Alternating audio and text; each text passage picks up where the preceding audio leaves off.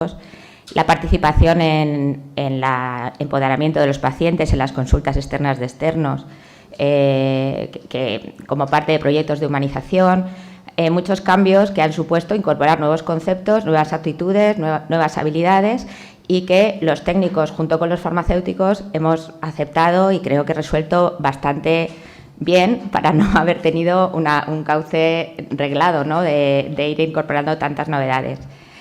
Yo creo que todos los farmacéuticos que hay en la sala estarán de acuerdo conmigo en que un técnico bien formado y bien capacitado es una joya en un servicio de farmacia, ¿no? Y hay que cuidarlo, no hay que explotarlo, hay que cuidarlo.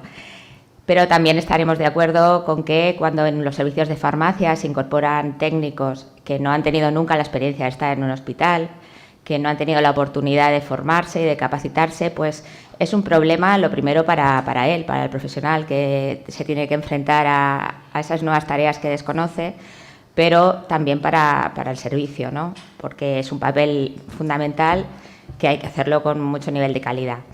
Todo esto que acabo de exponer, pues eso se va a ir desarrollando a lo largo de la mesa. Hemos cambiado un poquito el orden de cómo estaba porque primero me acompañan dos compañeros técnicos de farmacia con una larga experiencia que nos van a dar, yo creo, muy bien su visión sobre el papel del farmacéutico, lo que ellos hacen de su trabajo y también la perspectiva para el futuro. Y después pues tenemos el honor de contar con Eva Negro, que es una líder en la docencia en farmacia hospitalaria, tanto para residentes como ahora está trabajando mucho en el proyecto de los técnicos, que luego espero que nos cuente, y que marque un poco el futuro de por dónde vamos a ir. Entonces, sin más, voy a pasar a presentar al primer ponente de la mesa, que va a ser Francisco Rosa Cobos. Él es técnico de farmacia y parafarmacia, actualmente trabajando en el Hospital Reina Sofía de Murcia, con una trayectoria profesional de más de 30 años entre la farmacia comunitaria y la farmacia hospitalaria. Tengo que añadir a esto que en los últimos 14, 16 años casi los hemos compartido en el servicio de farmacia. Es graduado en óptica y optometría por la Universidad de Murcia. Tiene gran interés también por la fabricación y la elaboración de fórmulas magistrales y, de hecho, es el vicepresidente de la Asociación Galeno de Técnicos de Farmacia de la región de Murcia. Y, además, mucho interés en la formación, de lo que también doy fe, porque participa activamente en la formación, en las actividades formativas que hacemos en el servicio, y es titulado como formador de formadores por la Universidad Antonio Nebrija. Y, nada, sin más, te doy paso, Francisco.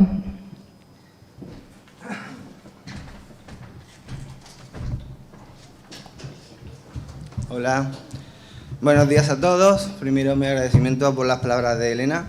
Agradecer también a la comisión de este congreso por haberme invitado. Para mí es todo un honor estar aquí representando a mi gremio, a los técnicos de farmacia. Y, como no, agradeceros a vosotros que estáis aquí en la sala compartiendo este ratito con nosotros. Gracias por venir. Pues bien, como bien dice Elena, el tema que nos ocupa hoy son los técnicos de farmacia, presente y futuro. Y empezamos con la primera diapositiva. Aquí hago una especie de introducción donde podéis ver, no hace tanto, aunque ya han pasado algunos años, en el 2015, la Sociedad Española de Farmacia Hospitalaria hizo un estudio donde concluyó que la media de trabajadores que trabajan en un servicio de farmacia hospitalaria no farmacéuticos son alrededor de 15 profesionales. Esto fue en el 2015, con lo cual podéis imaginar que este dato seguro que ha cambiado y aún seremos más. Por otra parte, tener en cuenta, y Elena ha hecho una pequeña introducción, los servicios de farmacia de hace 15 años no son los servicios de farmacia hospitalaria de ahora. La robotización, el avance de la tecnología en los servicios de farmacia hospitalaria, nuevos programas informáticos, nuevas aplicaciones informáticas, eso crea una serie de necesidades que tienen que ser atendidas. ¿Por quién? ¿Quién va a atender estas necesidades? El técnico de farmacia. Es uno de los sanitarios que están dentro del servicio de farmacia hospitalaria, con mayor cantidad de miembros y que de alguna manera tiene que recoger el testigo de estas nuevas tareas que aparecen en el futuro. y tal como está ahora en el presente. Tener en cuenta, y en esta introducción quería hacer hincapié en ello, que esta especialización de técnicos de farmacia que ocupan estas nuevas actividades que aparecen en las farmacias hospitalarias permiten, entre otras cosas, y cuanto mejor sea nuestra formación y especialización, una liberalización del farmacéutico o farmacéutica del servicio de farmacia hospitalaria, de tal forma que se puede centrar mejor en las funciones propias de su categoría. Pero aquí está la gran pregunta: ¿cómo se asumen estas nuevas funciones? Porque claro, de alguna manera tendremos que aprender a llevarlas a cabo.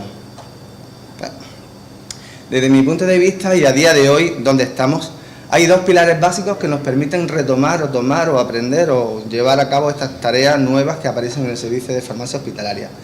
Por un lado tenemos el Real Decreto 1689 de 2007 de 14 de diciembre, conocido por todos, donde se establece el título de técnico de farmacia y parafarmacia y se fijan las enseñanzas mínimas. En estas enseñanzas mínimas se establece nuestro currículum profesional y concretamente la competencia general que tenemos, que esto aparece en una orden posterior en el 2015, donde en nuestras unidades de competencia nos dan la posibilidad de realizar una serie de funciones a las cuales estamos capacitados, pues, mediante nuestra titulación, mediante nuestros estudios. Estas competencias no las voy a leer, pero vamos, nos ayudan, entre comillas, a poder afrontar estas nuevas tareas. Por otra parte, y es muy importante, tenemos la guía de buenas prácticas de preparación de medicamentos y en servicios de farmacia hospitalaria, que en su anexo 5 nos introduce lo de la formación del personal, un pilar básico de los servicios de farmacia hospitalaria, y siempre será el farmacéutico responsable, farmacéutico o farmacéutica responsable y demás farmacéuticos y farmacéuticas del servicio los responsables de esta formación, la cual deberá evaluarse para las acreditaciones del personal implicado. Es decir, tenemos dos pilares básicos en el presente, a día de hoy, que nos permiten asumir estas nuevas funciones. Por un lado tenemos nuestro título, que ya nos acredita para hacer una gran cantidad de funciones que a día de hoy no todas están asumidas, y por otra parte tenemos la formación por parte de los farmacéuticos, que ellos tienen el instrumento, que sería esta guía de buenas prácticas, anexo 5, por el cual nos pueden, en cierta manera, actualizar nuestros conocimientos para tomar estas tareas. Siguiendo en el donde estamos, o sea, en nuestro presente, voy a hacer referencia ahora a mi hospital y al trabajo que día a día realizo y realizamos mis compañeros. De esta manera nos daremos cuenta de la cantidad de nuevas tareas que poco a poco vamos asumiendo, ¿vale? El hospital en el que yo trabajo, muchos ya sabéis que es el Hospital General Universitario Reina Sofía. Allí os pongo en esta diapositiva la distribución más o menos de las zonas o áreas de trabajo en las que tenemos. Tenemos un almacén general donde trabajamos todos los técnicos de farmacia, un área de dispensación de pacientes externos. Desde un principio siempre estuvimos trabajando ahí y cada vez hay más necesidad por parte de los farmacéuticos de nuestra ayuda. Tenemos una zona de reenvasado, un área de farmacocinética, salas blancas, zona de despacho, docencia, administración, etcétera. Continuando con el donde estamos y con mi día a día, yo trabajo a día de hoy de forma total en el área de dispensación de pacientes externos. Como he hecho referencia antes al Real Decreto, hay un anexo, el anexo 1, módulos profesionales, donde en el punto 3 dice: el técnico de farmacia dispensa productos farmacéuticos de uso hospitalario, identificando los protocolos organizativos del centro hospitalario. Como veis, tenemos herramientas para poder ir asumiendo estas tareas, ¿de acuerdo? Tenéis ahí algunas diapositivas de lo que compone el área de dispensación de pacientes, que ahora más adelante voy a hablar de ello. ¿Cómo va mi día a día? ¿Qué es lo que hacemos en las salas cuya diapositiva habéis visto, cuya fotografía habéis visto anterior? En el área de pacientes externos tenemos 3 consultas. Una de ellas, que es la que corresponde a mis compañeras y compañeros enfermeros, donde se hace, que sería la consulta 3, ahí donde tienen una ardua labor con el tema de educación sanitaria y controles de farmacocinética que llevamos a cabo en nuestro hospital. No la menciono solamente para que sepamos que la tenemos allí, pero tenemos realmente, donde los técnicos de farmacia trabajamos, 2 consultas. Una primera consulta, que se llama consulta externa 1, donde ahí lo que hacemos fundamentalmente es apoyar al farmacéutico responsable o farmacéutica responsable. Diariamente hacemos un inventario de la medicación exclusiva que tenemos en pacientes externos. Pensad que sobre el 80% del gasto farmacéutico de un servicio de farmacia hospitalaria se va en este tipo de fármacos, en lo de pacientes externos, debido al elevado precio que suelen tener la mayoría de estos fármacos. Este inventario ayuda al farmacéutico responsable a poder llevar un control y una compra concreta de la medicación que hace falta y optimizar de esta manera el inventario de los fármacos. También se repasa diariamente las agendas de los pacientes que tenemos diariamente citados, para que no haya ninguna falta de fármaco, fórmula magistral o cualquier otro medicamento que tengan que llevarse al servicio de pacientes externos. Se prescribe y se actualiza todos aquellos informes que nos vienen de los especialistas del hospital, de tal manera que no hay un paciente que llegue a pacientes externos que no tenga su informe actualizado y por lo tanto el farmacéutico pueda validar la prescripción y nosotros podamos dársela al paciente, y en el momento necesario, dependiendo de la capacidad del paciente de poder venir o distintos aspectos, preparamos y enviamos medicamentos a domicilio en caso de necesidad. Esta sería la consulta 1, que además es relativamente nueva en nuestro hospital. Ya les digo, es un apoyo farmacéutico directo al responsable, y aquí podríamos volver a aludir el hecho de que si nosotros tomamos tareas nuevas que aparecen, podemos conseguir que el farmacéutico tenga más tiempo para dedicar a sus tareas propias de su especialidad. Luego hablamos de la consulta 2. Esta consulta 2 sí que la llevamos nosotros, los técnicos de farmacia, casi exclusivamente. Siempre, claro, obviamente por la supervisión por parte del farmacéutico del área. En ella en ella damos la medicación que nuestros pacientes externos necesitan diariamente. En el Hospital Reina Sofía atendemos entre 60 y 80 pacientes diarios. Me consta que en otros hospitales de la Comunidad de Murcia mis compañeros hablan de que incluso hay más pacientes diarios a los que se les atiende. Además de dar esta medicación, gestionamos las citas de cada uno de los pacientes, teniendo en cuenta cuando tienen próximas citas con especialistas para hacer más cómoda la retirada de la medicación del hospital, con lo cual el paciente vendrá o cuando tenga una cita con el especialista, o si no, tiene lo más tarde posible, para que no tenga que estar muy entretenido viniendo a recoger la medicación al hospital. Archivamos y controlamos informes médicos, etcétera, etcétera. Hacemos un primer repaso de la agenda de la siguiente vez que le toca a los pacientes, para hacer un primer control de inventario, para evitar que tengamos faltas en nuestro stock. Y una cosa importante que ya se habló ayer en el día de ayer, que es ese apoyo técnico y sobre todo emocional que nosotros en primera persona solemos tener a la hora de atender a los pacientes. Algunos vienen y recogen, y otros pues nos cuentan alguna que otra cosa. Y bueno, considero que es bastante importante ese aspecto en nuestra atención. Siguiendo con mi día a día, os quería poner en este congreso una encuesta de satisfacción que hemos llevado recientemente. Se ha hecho en las últimas semanas, donde hemos pasado una serie de preguntas a los pacientes externos, a nuestros pacientes externos, con ese número de preguntas. Y lo traigo a colación porque hay 2 preguntas de ellas, en realidad 3, que nos valoran directamente a nosotros, a los técnicos de farmacia, en nuestra función en el día a día en pacientes externos. La pregunta 6, utilidad de la información recibida por parte del técnico de farmacia, sería esa aportación técnica que nosotros intentamos darle al paciente en cuanto a pauta, medicación, etcétera, aunque hay que tener en cuenta que es el farmacéutico responsable de área quien lleva este tipo de información, sobre todo en primera consulta, pero a veces siempre quedan algunas dudas, algunos flecos que muchas de las veces nosotros conseguimos aclarar.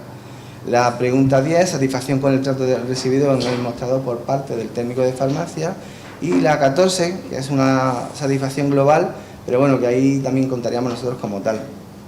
El resultado obtenido fueron sobre 106 respuestas, clasificando las respuestas según el grado de satisfacción, siendo 1 muy malo, siendo 5 muy satisfecho. En el gráfico os muestro cómo fueron la media de las respuestas. En el gráfico 1, que corresponde a la pregunta utilidad de la información recibida por parte del técnico de farmacia, pues tuvimos una media de 4,42. En la número 2, satisfacción con el trato recibido por el administrador, por el técnico de farmacia, un 4,67. Y la satisfacción global en la farmacia del hospital al final fue de un 4,71. La verdad que estamos muy satisfechos porque los resultados han sido bastante buenos. Y ya por último, terminando con mi presentación, nuestras conclusiones, a dónde vamos, que sería nuestro futuro. Por una parte, yo creo que queda claro que con la evolución del sistema del servicio de farmacia hospitalario se crean una serie de necesidades casi que de forma continua, que deben ser asumidas por alguien. Por otro lado, tenemos que esta necesidad de adecuación hace que los técnicos de farmacia suban mayores competencias, por lo tanto, a mayor competencia necesitamos mayores conocimientos. Ya he comentado que el Real Decreto 1689 del 2007 nos faculta para ir tomando este tipo de nuevas tareas que nos van apareciendo. Lo más importante, el anexo 5, donde los farmacéuticos pueden formarnos y acreditarnos mediante cursos, que de hecho últimamente hemos hecho uno en el Reina Sofía sobre sala blanca y farmacotecnia, con lo cual aquellos compañeros que han hecho el curso quedan acreditados para poder trabajar relativamente bien o con garantías en este servicio. Y la pregunta importante, aquí es donde queríamos llegar, donde yo quería llegar. ¿Es suficiente todas estas acreditaciones que tenemos a día de hoy por parte de los farmacéuticos o lo que nuestro Real Decreto nos permite asumir? El inconveniente que yo veo es la unificación. Tenemos compañeros en distintas comunidades autónomas que hacen una serie de actividades que nosotros no hacemos, aunque quizás pudiéramos hacerlas, pero no hay una unificación a nivel de servicios de farmacia hospitalaria en España, en nuestro país. Entonces, por lo tanto, ¿sería conveniente a lo mejor establecer un reconocimiento a nivel académico para estas necesidades? Primero, para que haya unificación a nivel nacional y segundo, para que nuestras nuevas competencias, nuestra nueva preparación nos permita mejorar un poco en nuestro futuro. ¿Será un grado superior de formación profesional? Pues aquí me quedo. Ahí dejo la cosa.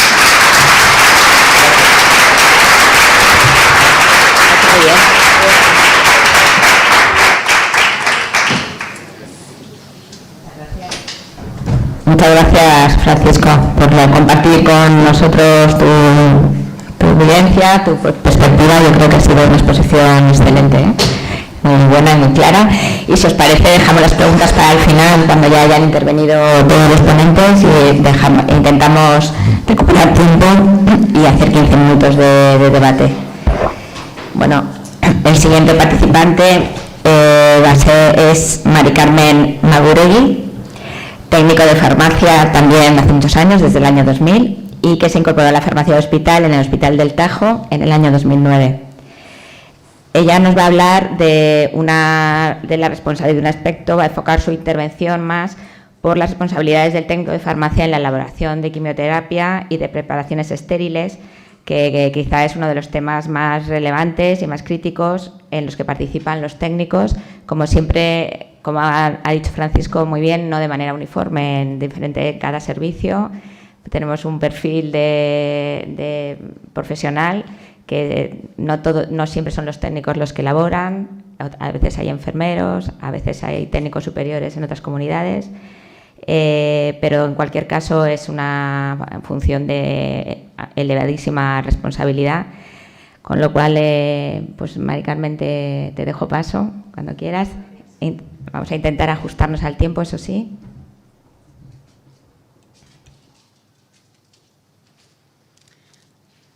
Buenos días. Lo primero, daros las gracias por la invitación Ay, perdón, la costumbre ya.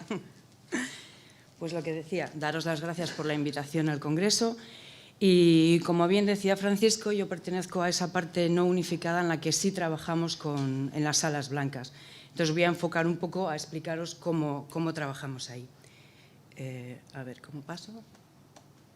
Ay, perdón. Se nota que soy novata en esto, ¿verdad? Lo mío es elaborar. Bueno, pues como bien veis, el técnico de farmacia somos responsables de preparar todo lo necesario para la elaboración de todos los productos estériles y medicamentos citostáticos, seguir las normas de metódica de trabajo establecidas en los hospitales a través de los PNTs que están elaborados y revisados por los farmacéuticos, limpiamos diariamente la zona de preparación y la de trabajo y notificamos al farmacéutico o jefe de servicio cualquier anomalía o deficiencia detectada. Lo mismo en medicamentos caducados, protocolos que estén no actualizados, algún error en las dosis o algo que siempre vamos cotejando junto con ellos. Y la unidad de preparación de medicamentos estériles es un área de acceso restringido que está constituida por 3 zonas. La zona de acondicionamiento, en la que tenemos un pequeño almacén de todos los medicamentos que vamos a utilizar, la zona de paso, que es donde nos aseamos, y la zona limpia propiamente dicha, que es donde elaboramos. Entonces, la zona de acondicionamiento, como os he comentado, almacenamos todo y preparamos. En cada batea va todas las preparaciones de cada paciente en unas hojas que nos han facilitado los farmacéuticos con unas pegatinas de identificación y, como podéis ver, al ser una sala estanca, la única manera de comunicarnos es a través de esos pequeños intercomunicadores, que no será lo más moderno, pero nos sirve muy bien para comunicar con la persona que tenemos fuera y nos da el apoyo en el trabajo. ¿Cómo pasamos todos los materiales de la sala de elaboración a de la preparación a la elaboración? A través de estas SAS que se llaman mampuertas, donde metemos la medicación, están estancas por un lado y nunca puedes abrir ambas ventanas a la vez. Mientras una está abierta, la otra está cerrada, de manera que no se pierda nunca la presión que hay entre una sala y la otra. La zona de paso, como veis, es un acceso a ambas puertas a la derecha. Nosotros en nuestro hospital tenemos la cabina de quimioterapia biológica y a la izquierda tenemos la cabina de nutriciones, de flujo laminar horizontal.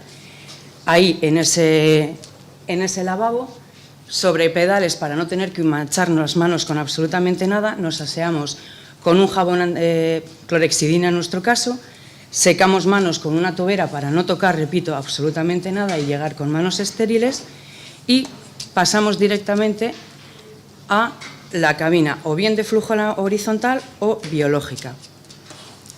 A ver, perdón. Ahí. La cabina de flujo laminar horizontal elaboramos nutriciones parenterales, jeringas intravítreas y mezclas intravenosas de medicamentos no peligrosos.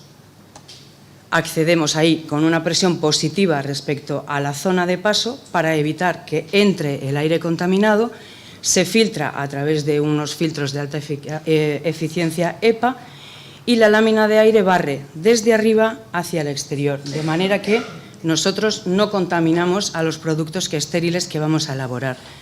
Accedemos previo a un aseo de manos con una mascarilla y una bata quirúrgica. Cuando ya entramos dentro, para empezar a elaborar, nuestras paredes son magnéticas, entonces con un imán pegamos nuestra orden de tratamiento y lo que es en la superficie de trabajo la limpiamos con un alcohol, siempre de manera arrastrando de la zona más limpia hacia la más sucia. Preparamos el material con unos paños y todos los viales que vamos a utilizar separados entre sí para que no rompamos el flujo de aire. Y pasaríamos a la cabina de seguridad biológica, en la que elaboramos mezclas de medicamentos peligrosos y medicamentos citostáticos. Estas cabinas son unas cabinas de seguridad biológica de clase 2 tipo B, que protegen al medio ambiente, protegen al trabajador y protegen también al producto. Tienen una presión negativa, para lo mismo que en el otro caso no entrase el aire, en esta es para que no salga, con 2 filtros EPAs y se expulsa al exterior el 70% del aire interior. El otro 30% se recicla, de manera que constantemente el aire que está dentro está limpio. Para acceder a estas cabinas, sobre todo a la de seguridad biológica, en la zona de acondicionamiento, la primera de la que hemos hablado, hemos visto, nos ponemos el gorro, una mascarilla de protección FFP3 y unas calzas. Con esto pasamos a la zona de paso en la que nos lavamos las manos y antebrazos con agua y un jabón antiséptico, en nuestro caso, repito, clorhexidina. Nos colocamos un primer par de guantes y una bata de alta seguridad que se ata por detrás y es totalmente impermeable. Los guantes se ponen por debajo de los puños y cuando entramos en la zona limpia ya de trabajo es donde nos ponemos un segundo par de guantes por encima de la bata para evitar que tengamos cualquier tipo de contaminación. El trabajo en el interior de la cabina pues es como en el otro. Primero limpiamos bien toda la superficie, colocamos un paño, a la derecha tenemos un cubo en el que se van echando todos los materiales punzantes y a nuestra izquierda, que no sale en la foto, hay un cubo grande en el que se van desechando todos los medicamentos que ya están utilizados y gastados. Todos llevan un control de destrucción exhaustivo y lo mismo, colocamos todos los medicamentos, trabajamos con sistemas cerrados, con lo cual nunca vamos a tener un problema de contaminación por el producto que estamos utilizando y en nuestro caso es sistema cerrado Fasil que, como veis, ponemos en el suero, purgamos con unas alargaderas, con las alargaderas tenemos que poner conectores e inyectores y en cada vial colocamos el sistema cerrado, de manera que yo cuando cojo con la jeringa y cargo el medicamento, nunca voy a poder tener un escape ni una fuga. La limpieza de la cabina de flujo horizontal y las de bioseguridad siempre va a ser la misma rutina. Con la campana encendida efectuamos una limpieza con agua jabonosa. Retiramos siempre por arrastre en el sentido del flujo del aire y siempre de zona de menor contaminación a mayor contaminación y nunca volvemos a pasar hacia atrás, siempre con movimientos hacia adelante. Primero limpiamos las paredes y luego limpiamos toda la superficie. Desinfectamos todo con alcohol de 70 grados y para finalizar apagamos el flujo de aire y encendemos rayos ultravioletas que acaban ya de hacer una limpieza correcta de todos los materiales.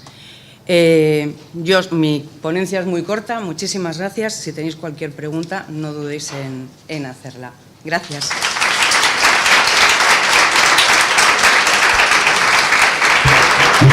Muchísimas gracias, Mari Carmen, por la exposición tan clara de esa parte tan importante de nuestro servicio de farmacia, que es el trabajo en salas blancas, ¿no? Y tan crítico y tan crucial.